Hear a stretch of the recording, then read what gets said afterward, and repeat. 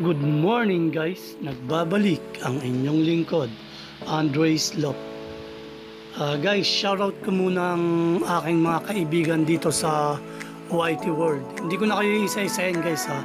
Mega love shoutout sa inyong lahat dyan. At shoutout din sa mga kapwa ko fancier dyan. Sa lahat ng nag-iibon dyan, mega shoutout sa inyong lahat, sa aking mga kaibigan. Shoutout sa inyong lahat.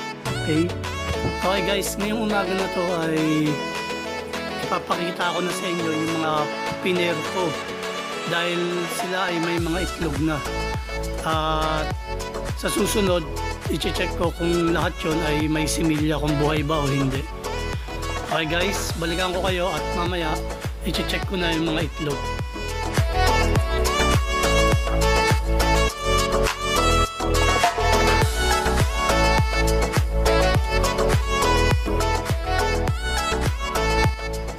Kung natatandaan nyo guys, ito yung unang pair na napili ko.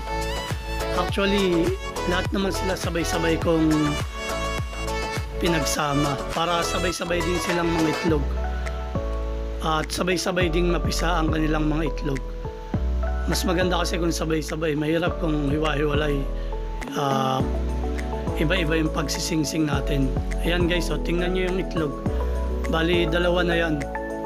Yan yung unang pair natin na magkapatid. North Finisher ko yung cock, tapos Stockbird ko itong hen. At ilalaro natin ang mga magiging anak nyan guys.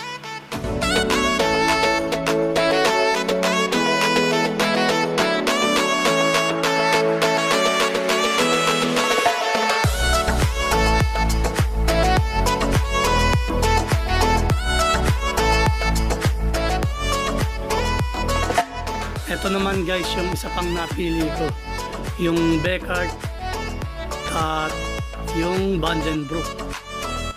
Big hen yan, yung Vandenbroek. Etong cock yung Beckard. Yan guys, silipin natin yung egg nila. Dalawa na rin yan guys, kasi nakita ko na naman yan. Yan guys, papakita ko lang sa inyo, dalawa na rin yan. Sabay na sabay silang nag-itlog dyan, yung unang pair tsaka itong pangalawa. Kaya hintayin natin ang kanilang mga papisa. Okay guys, balikan ko kayo.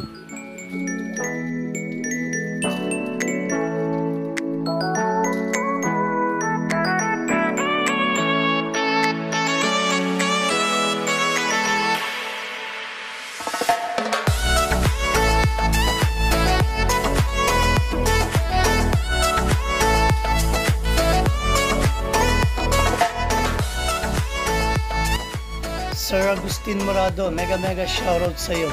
Andito na nga pala yung ibon mo. Yan, nandito na siya sa aking viewing area. Yan siya. Kung nakikita mo, pinapokus ko yung camera. Yan yun. Tsaka yun, yung isa.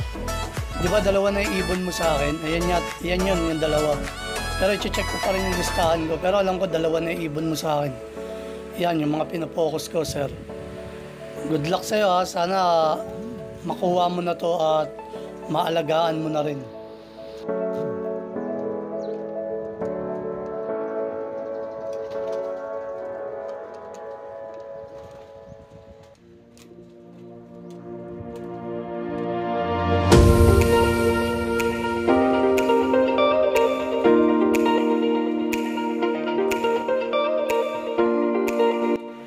Guys, kamustahin naman natin yung siningsingan ko na club ring na ilalaro ko ngayong darating na North Race. Ayan siya guys.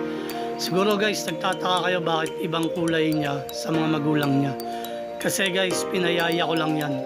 Ang tunay na parents niyan ay yung Beckard ko.